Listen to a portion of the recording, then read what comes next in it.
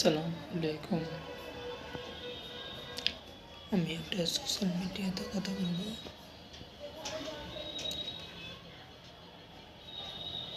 কোনো জামাই যদি তার শ্বশুর বাড়ি যায়, যে একজন কোনো কথা বলে তাকে যাওয়াই বন্ধ করে দেবে, যে বলছেন 10 বছর। আর একটা মেয়ে, সে যদি তার স্বামীর বাড়িতে থাকে, তাকে কত গালাগালি খেতে হয়, কথা শুনতে হয়। তো এখানে বিচারটা তোমরাই করবে বন্ধুরা, আর অবশ্যই ভিডিওটাকে শেয়ার করবে।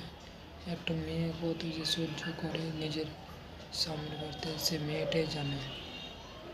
একটা ছেলে, একটা জামাইকে যদি তার শ্বশুর বাড়িতে কোনো কথা কেউ বলে দেয়, তাহলে সে যাওয়াই বন্ধ করে দেবে। অবশ্যই ভিডিওটা সবার কাছে শেয়ার করবে।